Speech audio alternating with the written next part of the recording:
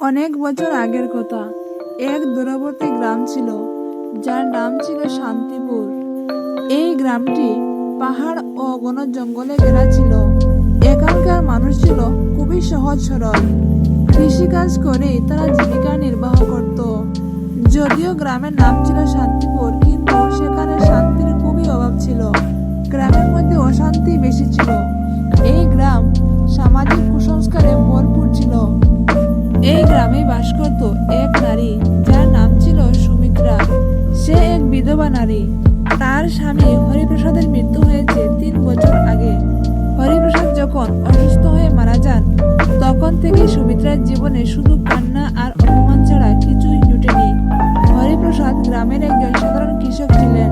তাদের বাড়ি ছোট হলেও সেখানে ভালোবাসা ও পারস্পরিক বোঝাপড়া ছিল। কিন্তু স্বামীর মৃত্যু হওয়ার সঙ্গে সঙ্গে সুমিত্রার জীবন অন্ধকারে তলিয়ে যায়। গ্রামের লোকজন তাকে অশুভ বলে মনে করতে থাকে। গ্রামের মহিলারা তার সঙ্গে মিশতে চাইতো না। পুরুষরা তাকে কটূক্তি করত এবং অপমান করত। শিশুদের পর্যন্ত বলা হতো তারা যেন সুমিত্রার বাড়ির আশেপাশে না যায়। প্রতিদিন সকালে যখন সুমিত্রা গ্রামের কুয়োতে জল আনতে যেত, তখন মহিলারা ফিসফিস করে বলতো, দেখো এই অভাগী আবার এসেছে। যেখানে ওর পা পড়ে সেখানেই অমঙ্গল ঘটে। সুমিত্রা অনেকবার এইসব কথা উপেক্ষা করার চেষ্টা করেছে, কিন্তু প্রতিটি কথা তার হৃদয়কে ক্ষতবিক্ষত করত। রাতগুলো তার জন্য আরো অনেক কষ্টের ছিল। পুরো গ্রাম যখন গভীর ঘুমে আচ্ছন্ন থাকত, সুমিত্রা তখন উঠোনে বসে আকাশের দিকে তাকিয়ে থাকত। চাঁদের আলো তার চোখের জল এনে দিত। তাই তিনি স্বামীর ছবির সামনে প্রদীপ জ্বালিয়ে কাঁদতেন এবং ঈশ্বরের কাছে প্রশ্ন করতেন, হে ঈশ্বর, আমি কি এমন পাপ করেছি যে আমার জীবন এমন নরকে পরিণত হলো। অনেকবার তিনি গ্রাম ছেড়ে চলে যাওয়ার কথাও ভেবেছিলেন, কিন্তু কোথায় যাবে? তার মা বাবা বহু বছর আগেই মারা গেছেন, আর ভাই বোনেরা তার বিধবা হওয়ার পর থেকে মুখ ফিরিয়ে নিয়েছেন। একদিন সুমিত্রা তার ভাঙাচোরা কুটিরের বাইরে বসেছিলেন। হঠাৎ তিনি দেখলেন গ্রামের পথ ধরে 3 জন সাধু ধীরে ধীরে এগিয়ে আসছেন। তাদের গায়ে ছিল সুন্দর পোশাক, লম্বা সাদা দাড়ি এবং তাদের চেহারায় এক অদ্ভুত আভা ছিল। কিন্তু চোখের গভীরে যেন কোনো রহস্য লুকিয়ে ছিল। গ্রামবাসীরা সাধুদের দেখে তাদের চারপাশে ভিড় জমিয়ে ফেলল। সবাই তাদের পায়ে হাত দিয়ে আশীর্বাদ চাইতে লাগলো। গ্রামের প্রধান বিনীতভাবে সাধুদের অনুরোধ করলো, মহারাজ, দয়া করে আমাদের গ্রামে কিছুদিন থাকুন। আমরা আপনাদের আশীর্বাদ চাই।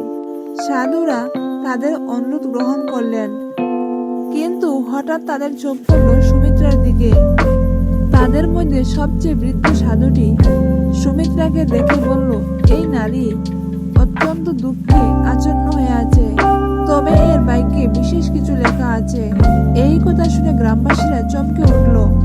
যাকে তারা এতদিন অশুভ বলে মনে করত, কিভাবে তার ভাগ্যে বিশেষ কিছু থাকতে পারে? সুমিত্রা নিজেও হতবাক হয়ে গেল। তার মনে প্রশ্ন জাগলো, এই সাধুরা আসলে কারা, আর আমার ভাগ্য নিয়ে এমন কথা কেন বলছেন? 3 সাধুই গ্রামের মাঝখানে অবস্থিত পুরনো এক মন্দিরে অবস্থান নিলেন। বহু বছর ধরে সেই মন্দিরটি পরিত্যক্ত অবস্থায় পড়েছিল, কিন্তু তাদের আসার পর সেখানে যেন প্রাণ ফিরে আসলো। প্রতিদিন গ্রামের মানুষজন সেখানে গিয়ে সাধুদের দর্শন করত ও তাদের উপদেশ শুনত। সুমিত্রা মন্দিরের বাইরে দাঁড়িয়ে দাঁড়িয়ে সাধুদের কথা শুনত, কারণ গ্রামবাসীরা সুমিত্রাকে মন্দিরের ভিতরে ঢুকতে দিত না। একদিন সবাই যখন সাধুদের ধর্মোপদেশ শুনছিলেন, তখন সবচেয়ে বৃদ্ধ সাধুটি বললেন, প্রত্যেক মানুষের জীবনে দুঃখ আসে, কিন্তু কেবল সেই ব্যক্তি নিজের ভাগ্য পরিবর্তন করতে পারে যে নিজের ভিতরে লুকিয়ে থাকা রহস্যকে চিনতে পারে। সুমিত্রা এই কথা শুনে অবাক হয়ে গেল। তার মনে প্রশ্ন জাগলো, আমি কি আমার দুঃখ দূর করতে পারবো? আমি কি আমার ভাগ্য বদলাতে পারবো? এই 3 জন সাধু সাধারণ ব্যক্তি ছিলেন না। তাদের চোখে ছিল গভীর জ্ঞান, আর তাদের কথায় ছিল অসীম শক্তি। প্রথম সাধুর নাম ছিল জ্ঞানানন্দ। তিনি আধ্যাত্মিক জ্ঞানের প্রতীক ছিলেন। তার মতে জগতে কোনো দুঃখ চিরস্থায়ী নয়, যতক্ষণ না মানুষ নিজেকে চিনতে পারে। দ্বিতীয় সাধুর নাম ছিল কর্মানন্দ। তিনি কর্মের শক্তিতে বিশ্বাস করতেন। তার মতে ভাগ্যের চেয়ে বড় হলো কর্ম। সে শুধু নিজের কর্মের মাধ্যমে আলো আনতে পারে। তৃতীয় সাধুর নাম ছিল ধ্যানানন্দ। তিনি ধ্যান ও আত্মসাধনার পথ অনুসরণ করতেন। তার মতে মনকে নিয়ন্ত্রণ করে আত্মাকে শান্ত করতে পারে এমন কেউ তার দুঃখ থেকে মুক্তি পেতে পারে। রাত হলে যখন গ্রামের লোকজন বাড়ি ফিরে গেল, সুমিত্রা তখন ধীরে ধীরে মন্দিরের কাছে এলো। তার বিশ্বাসই হচ্ছিল না যে এই তিনজন সাধু সত্যি তার সঙ্গে কথা বলতে চায়। যেই তিনি মন্দিরের ভিতরে প্রবেশ করলেন, তিন সাধুই তার দিকে তাকিয়ে রইলেন। কিছুক্ষণ নীরবতা থাকলো। তারপর জ্ঞানানন্দ প্রশ্ন করলেন, পুত্রী, তুমি আমাদের খুঁজছো কেন? সুমিত্রা তখন কাঁপতে কাঁপতে বলল, আমি কিছুই বুঝতে পারছি না। আমি শুধু জানতে চাই আমার জীবনে এত দুঃখ কেন? আমি কার কি ক্ষতি করেছি? তিন সাধু মৃদু হেসে বললেন। কর্মানন্দ বললেন, এই পৃথিবীতে কোনো দুঃখই অকারণে আসে না। তুমি তোমার পূর্বজন্মের কর্মের ফলস্বরূপ এই জন্মে দুঃখ ভোগ করছো। তবে চিন্তা করো না, কারণ প্রতিটি কর্মকে নতুন কর্মের মাধ্যমে বদলে ফেলা যায়। সুমিত্রার চোখ অশ্রু সজল হয়ে উঠল। সে জিজ্ঞাসা করলো, তাহলে কি আমি আমার ভাগ্য বদলাতে পারবো? ধ্যানানন্দ ধীরে ধীরে বললেন, হ্যাঁ পারবে, কিন্তু তার জন্য তোমাকে একটি কঠিন পরীক্ষা দিতে হবে। তুমি কি প্রস্তুত? সুমিত্রা এক মুহূর্ত না ভেবে বলল, আমি প্রস্তুত। তিন সাধু একে অপরের দিকে তাকালেন। মনে হচ্ছিল তারা গভীর কোনো রহস্য জানেন, যা সুমিত্রার কাছে এখনো অজানা। জ্ঞানানন্দ বললেন, তাহলে তুমি আগামীকাল সূর্য ওঠার আগে তুমি এই গ্রামের পাশে বটগাছের নিচে এই জঙ্গলে আসো। সেখান থেকেই তোমার যাত্রা শুরু হবে। সুমিত্রা কিছুই বুঝতে পারল না, তবু মাথা নেড়ে সম্মতি জানালো। পরের দিন সকালে এই সংবাদ আগুনের মতো গোটা গ্রামে ছড়িয়ে পড়ল যে তিন সাধু সুমিত্রাকে একা জঙ্গলে রেখেছেন। গ্রামের লোকজন জল্পনা কল্পনা করতে লাগলো, ওকে কি কোনো আশীর্বাদ দেওয়া হবে নাকি অভিশাপ? কিছু মহিলারা পিসপিস করে বলল, এরা কি সত্যি সাধু, নাকি এরা আমাদের সকলকে বোকা বানাচ্ছে? কিন্তু সুমিত্রা কারোর কথায় কান দিল না। তার মনে শুধু একটাই প্রশ্ন ঘুরপাক খাচ্ছিল, জঙ্গলে গেলে তাদের সঙ্গে কি ঘটবে? সেই রাত্রে সুমিত্রার চোখে ঘুম এলো না। বারবার তার মনে একটাই প্রশ্ন ঘুরপাক খাচ্ছিল, সত্যি কি কেউ আমার সাহায্য করতে পারে, নাকি এটাও প্রতারণা? কিন্তু এবার সে স্থির সিদ্ধান্ত নিয়ে ফেলেছিল, যাই হোক না কেন আগামীকাল সূর্য ওঠার আগে সে জঙ্গলের পথে রওনা দিবে। ভোরবেলা সুমিত্রা জঙ্গলে পৌঁছালো। সেখানে গিয়ে সে দেখলো তিনজন সাধু দাঁড়িয়ে গভীর তপস্যায় মগ্ন হয়ে আছে। তাদের চারপাশে এক আশ্চর্য শান্তি বিরাজ করছিল। সুমিত্রা হাত জোড় করে প্রণাম করে বলল, আমি চলে এসেছি মহারাজ, এখন আমাকে বলুন আমার পরীক্ষা কি? জ্ঞানানন্দ ধীরে ধীরে চুপ করলেন এবং বললেন, এই পৃথিবী এক মোহমায়া কন্যা। যে সত্যকে উপলব্ধি করতে পারে সেই নিজের ভাগ্য পরিবর্তন করতে পারে, কিন্তু তার আগে তোমাকে নিজের শক্তি ও ধৈর্যের পরীক্ষা দিতে হবে। আমরা তোমাকে এই জঙ্গলে একা রেখে যাচ্ছি। তোমাকে রাতভর এখানে একাই থাকতে হবে। এই জঙ্গল রহস্যময়, এখানে বন্য পশুর পাশাপাশি কিছু অদৃশ্য শক্তিও রয়েছে।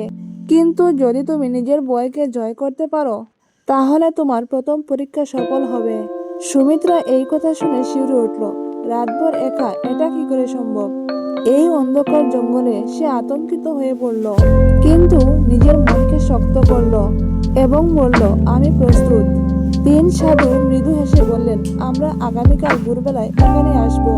ততক্ষণ পর্যন্ত তোমাকে একাই থাকতে হবে। এই বলে তিন সাধু ধীরে ধীরে অন্ধকারে মিলিয়ে গেলেন, আর সুমিত্রা একা রয়ে গেল। সন্ধ্যা নামতেই গভীর জঙ্গলে ঘন অন্ধকার নেমে এলো।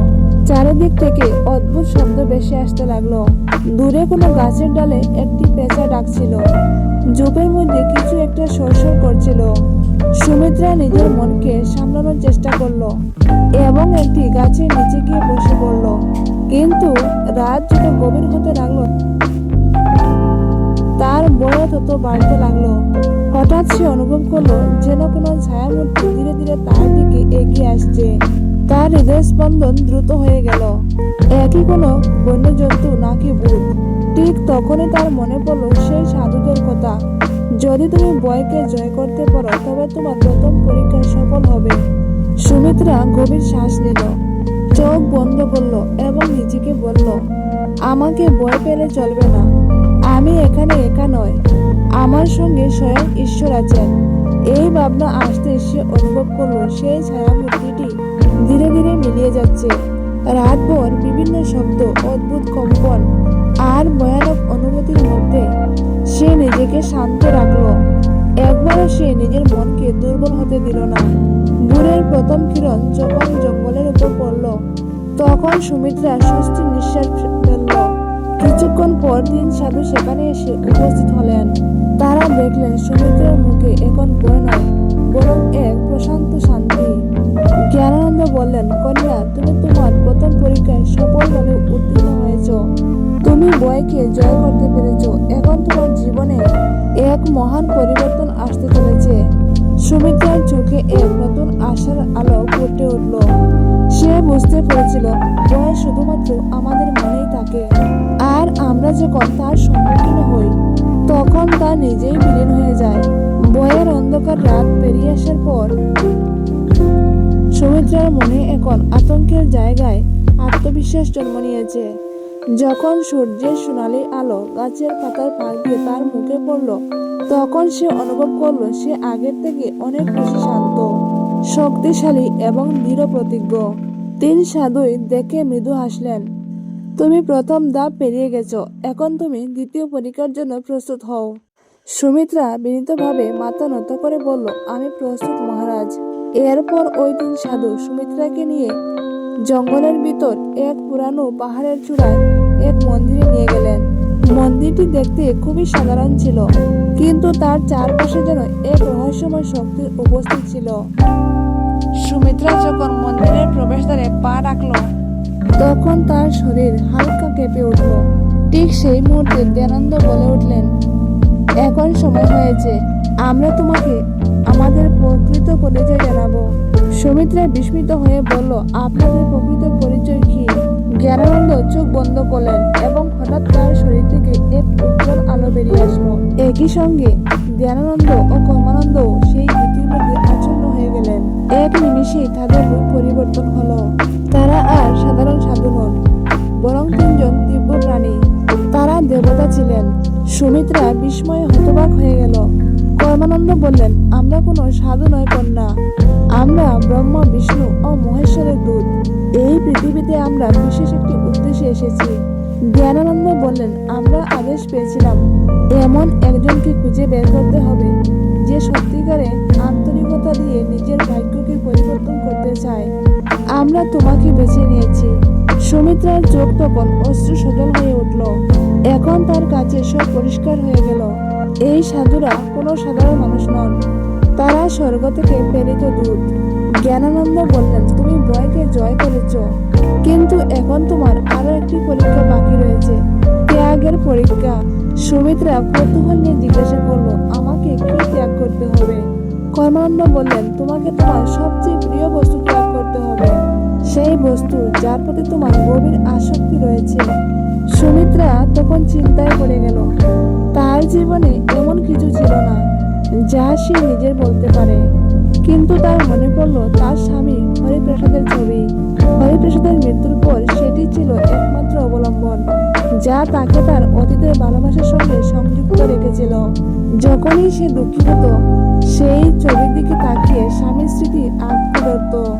সে ধীরে ধীরে জিজ্ঞাসা করলো, তবে আমাকে কি আমার স্বামীর ছবি বিসর্জন দিতে হবে?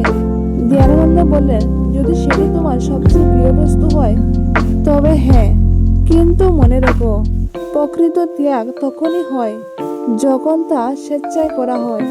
যদি তুমি প্রস্তুত না হও, আমরা তোমাকে বাধ্য করব না। সুমিত্রার মনে তখন এক গভীর সংগ্রাম শুরু হয়ে গেল। সে কি পারবে তার স্বামীর শেষ স্মৃতিচিহ্ন ত্যাগ করতে?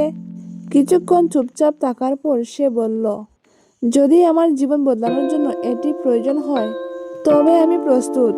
3 সাধু তখন মৃদু হাসলেন এবং কর্মানন্দ বললেন, তবে যাও এবং তোমার সবচেয়ে প্রিয় বস্তুকে সংলগ্ন পুকুরে বিসর্জন দাও। সুমিত্রা তখন গ্রামে ফিরে গিয়ে নিজের ঘরে ঘরে প্রবেশ করলো। নিজের ছোট্ট কুটিরে ঢুকে সেই প্রবেশ সিন্ধুক করল। এবং কাঁপতে কাঁপতে তার স্বামীর ছবিটি হাতে নিল এবং পুকুরের দিকে হাঁটতে শুরু করলো। গ্রামের কিছু লোক দূর থেকে তাকে দেখতে পেল। তারা অবাক হয়ে একে অপরকে বলতে লাগলো, এ পাগল হয়ে গেছে, কে নিজের মৃত স্বামীর ছবি জলে ফেলে দেয়। কিন্তু সুমিত্রা তাদের কথায় কান দিল না। সে ধীরে ধীরে ছবিটি পুকুরের জলে ভাসিয়ে দিল। যেমনই ছবিটি জলে ডুবে গেল, সে অনুভব করলো যেন তার হৃদয়ের সমস্ত বারও সেই জলের গভীরে নিভিয়ে গেল। সে হালকা অনুভব করলো। তারপর সুমিত্রা যখন আবার জঙ্গলে ফিরে গেলেন, তিন সাধু তখনও সেখানে দাঁড়িয়েছিলেন। জ্ঞানানন্দ বললেন, পুত্রী, তুমি ত্যাগের পরীক্ষায়ও সফলভাবে উত্তীর্ণ হয়েছ। এখন তুমি সেই বন্ধন থেকে মুক্ত যা তোমাকে অতীতের সঙ্গে বেঁধে রেখেছিল। সুমিত্রা তখন সত্যি অনুভব করলো যেন তার জীবন নতুন এক পথে এগোচ্ছে। জ্ঞানানন্দ বললেন, কিন্তু এখন তোমার সব থেকে কঠিন এবং শেষ পরীক্ষা বাকি আছে। সুমিত্রা বিনম্রভাবে মাথা ঝুঁকিয়ে বলল, আমি প্রস্তুত মহারাজ। সুমিত্রা ভয় এবং ত্যাগের পরীক্ষা পেরিয়ে এসেছিল। এখন সে আগের চেয়ে অনেক বেশি শক্তিশালী এবং আত্মবিশ্বাসী অনুভব করছিল। কিন্তু সে জানতো না তার জন্য সবচেয়ে কঠিন পরীক্ষা অপেক্ষা করছে। তিন সাধু তখনও মন্দিরের ভিতরে দাঁড়িয়েছিলেন। যখন সুমিত্রা সেখানে পৌঁছালো, তখন জ্ঞানানন্দ গভীর কণ্ঠে বললেন, পুত্রী, এখন তোমার চূড়ান্ত পরীক্ষার সময় এসে গেছে। সুমিত্রা মাথা নিচু করে বলল, আমি প্রস্তুত মহারাজ। জ্ঞানানন্দ বললেন, এটা তোমার আত্মার পরীক্ষা।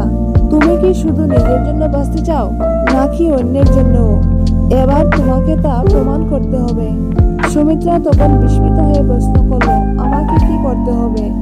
পরমানন্দ বললেন, গ্রামে এক বৃদ্ধা রয়েছেন যার কোনো আশ্রয় নেই। তিনি ক্ষুধার্ত এবং অসুস্থ। তোমাকে তোমার সমস্ত খাদ্য ও তোমার ঘর তাকে দিয়ে দিতে হবে। তারপর তোমাকে 7 দিন ধরে এই গভীর অরণ্যে নির্জনে ধ্যান করতে হবে, কোনো খাবার বা জল ছাড়া। সুমিত্রা হতবাক হয়ে যায়। নিজের শেষ সম্বলটুকু ত্যাগ করতে হবে আর তারপর 7 দিন না খেয়ে না পান করে ধ্যান করতে হবে। এই পরীক্ষা ছিল যে কোনো পরীক্ষার চেয়ে কঠিন। তার চোখের সামনে তার ছোট্ট কুঁড়ে ঘরের দৃশ্য ভেসে উঠল। সেই ঘর তার শেষ আশ্রয় ছিল। যদি সে এটি ছেড়ে দেয় তবে সে কোথায় যাবে? কিন্তু হঠাৎ তার মনে পড়ল তিন সাধুর সেই কথা, তুমি যদি এই পরীক্ষায় সফলভাবে উত্তীর্ণ হতে পারো তবে তোমার জীবন সম্পূর্ণরূপে বদলে যাবে। সুমিত্রা কিছুক্ষণ ভেবে দেখলো এবং সিদ্ধান্ত নিয়ে বলল, ঠিক আছে মহারাজ, আমি এটিও করতে প্রস্তুত। সব কিছু ছেড়ে দিতে সুমিত্রা গ্রামে ফিরে গিয়ে তার ছোট্ট কুটিরটি বৃদ্ধ মহিলাকে দিয়ে দিল। এমনকি তার বেঁচে থাকার সামান্য খাদ্যও তাকে দিয়ে দিল। গ্রামবাসীরা বিস্মিত হয়ে দেখতে থাকলো, সে কি করছে? তার সবকিছু এই বৃদ্ধা মহিলাকে দিয়ে দিচ্ছে। কিন্তু সুমিত্রা কারোর কথা কান দিল না। সে সরাসরি জঙ্গলের দিকে রওনা দিল, যেখানে তাকে 7 দিন ধরে ধ্যানে বসতে হবে। 7 দিনের কঠোর ধ্যান। প্রথম দিন কেটে গেল আর সুমিত্রার প্রবল ক্ষুধা লাগলো। কিন্তু সে নিজের যাত্রাকে বৃদ্ধি পেতে দিল না। সে চোখ বন্ধ করে সাধুর দেওয়া মন্ত্র জপ করতে লাগলো। দ্বিতীয় দিনে তৃষ্ণা তাকে কষ্ট দিতে শুরু করলো, কিন্তু সে জলের আকাঙ্ক্ষাও ত্যাগ করলো এবং ধ্যানে স্থির থাকলো। তৃতীয় দিনে তার শরীরে দুর্বলতা আসতে লাগলো, কিন্তু সে হার মানল না। চতুর্থ দিনে মনে হলো সে আর সহ্য করতে পারবে না, কিন্তু তখনই তার মনে পড়ল সেই সাধুদের কথা। সত্যিকারের শক্তি শরীরের নয়, মনের থাকা প্রয়োজন। পঞ্চম ও ষষ্ঠ দিনে সে সম্পূর্ণভাবে ধ্যানে ডুবে গেল। এখন আর তাকে ক্ষুধা তৃষ্ণা কিছু অনুভূত হচ্ছিল না। সপ্তম দিনে সূর্য যখন উদয় হলো তখন এক বিস্ময়কর ঘটনা ঘটল। সুমিত্রার আত্মা এক নতুন শক্তিতে ভরে গেল। সে অনুভব করলো সে আর সাধারণ নারী নেই, সে যেন এক অলৌকিক শক্তির সংযোগ পেয়ে গেছে। 7 দিন পূর্ণ হওয়ার পর সেই 3 জন সাধু তার সামনে উপস্থিত হলেন। জ্ঞানানন্দ বললেন, কন্যা, তুমি তোমার শেষ পরীক্ষায় সফলভাবে উত্তীর্ণ হয়েছ। এখন তুমি একজন শুধু সাধারণ নারী নয়, তুমি এখন এক শক্তিশালী আত্মায় পরিণত হয়েছ। কর্মানন্দ বললেন, তোমার মধ্যে এখন সেই শক্তি এসে গেছে যার মাধ্যমে তুমি শুধু নিজের নয় বরং অন্যদের ভাগ্য পরিবর্তন করতে পারবে। জ্ঞানানন্দ তার হাত তুলে বললেন, আমরা তোমাকে আশীর্বাদ দিচ্ছি। আজ থেকে তোমার জীবন সুখ শান্তি ও সম্মানে ভরে উঠবে। সুমিত্রার পাশে এক সোনালী আভা ছড়িয়ে পড়ল। সে চোখ বন্ধ করলো, আর যখন চোখ খুললো তখন সে একটা অনুভব করলো সে আগের চেয়ে অনেক বেশি শান্ত ও দীপ্তিময় হয়ে উঠেছে। সুমিত্রা যখন গ্রামে ফিরল তখন গ্রামবাসীরা তাকে দেখে হতবাক হয়ে গেল। সে এখন আর দুঃখিনী বিধবা ছিল না। তার মুখে এক অপূর্ব ঐশ্বরিক জ্যোতি, চোখে আত্মবিশ্বাসের দীপ্তি। যারা একসময় তাকে অবহেলা করেছিল তারাই এবার তার পায়ে মাথা ছুঁয়ে প্রার্থনা করতে লাগলো, মা, আমাদের ক্ষমা করো, আমরা তোমাকে অপমান করেছিলাম, কিন্তু আজ আমরা বুঝতে পেরেছি তুমি কোনো সাধারণ নারী নয়। সুমিত্রা তখন মৃদু হেসে বলল, সত্যিকারের শক্তি বাইরে নয়, আমাদের অন্তরে লুকিয়ে থাকে। যখন আমরা আমাদের ভয়, মোহ ও অহংকার ত্যাগ করতে পারি তখনই প্রকৃত শক্তি লাভ করি। এরপর গ্রামবাসীরা তাকে গ্রামের সর্বাধিক নারী হিসাবে ঘোষণা করলো। এখন সে পুরো গ্রামের পথ প্রদর্শক হয়ে উঠল। ঠিক তখনই তিনজন সাধু আবার সুমিত্রার সামনে উপস্থিত হলেন। জ্ঞানানন্দ বললেন, আমাদের কাজ সম্পূর্ণ হয়েছে, এখন আমাদের ফিরে যেতে হবে। সুমিত্রা তখন হাত জোর করে বলল, আমি আপনাদের প্রতি কৃতজ্ঞ মহারাজ। আপনারা আমাকে শিখিয়েছেন যে প্রকৃত সুখ ও শক্তি আমাদের অন্তরেই থাকে। কর্মানন্দ মৃদু হেসে বললেন, তুমি এখন শুধু নিজের জন্য নয়, পুরো বিশ্বের জন্য বাঁচবে। জ্ঞানানন্দ আশীর্বাদ দিলেন এবং বললেন, তোমার জীবন এখন নতুন ধারায় ভরে উঠবে। এই কথা বলার সঙ্গে সঙ্গে তিন সাধু এক অপূর্ব দৃশ্য ধারণ করে সেখান থেকে চলে গেলেন। সুমিত্রা এখন শুধু একজন বিধবা ছিল না, সে পুরো গ্রামের পথ প্রদর্শক হয়ে উঠেছিল। সে শিক্ষার প্রচার, সেবার আদর্শ ও মানব কল্যাণের এক নতুন অধ্যায় শুরু করলো। যেখানে একসময় গ্রামবাসীরা তাকে অশুভ বলে মনে করত, এখন তারাই তার পারমিশন ছাড়া কোনো সিদ্ধান্ত নিত না। এখন সে শুধু সুমিত্রা ছিল না, সে এখন মা সুমিত্রা হয়ে উঠেছিল। এই গল্পটি আমাদের এই শিক্ষা দেয় যে ভয়কে জয় করলে প্রকৃত শক্তি অনুভব করা যায়। ত্যাগ ও আত্মসমর্পণ জীবনকে নতুন উচ্চতায় উঠিয়ে দেয়। সত্যিকারের পরিবর্তন বাইরে থেকে নয়, অন্তর থেকে আসে। যে নিজেকে বদলাতে পারে সে পুরো সমাজকে বদলাতে পারে। তিন সাধু ও সুমিত্রার এই গল্প আমাদের শেখায় যে আমাদের ভাগ্য আমাদেরই হাতে। যদি আমরা ভয় ও মোহ এবং অহংকার ত্যাগ করতে পারি তবে জীবনের যে কোনো কিছু অর্জন করাও সম্ভব। তো বন্ধুরা, ভিডিওটি ভালো লাগলে অবশ্যই একটা লাইক করবেন এবং যারা আমার চ্যানেলে নতুন তারা সাবস্ক্রাইব করে প্লিজ আমার পাশে থাকবেন। ভিডিওটি সম্পূর্ণরূপে দেখার জন্য আপনাদের অসংখ্য ধন্যবাদ।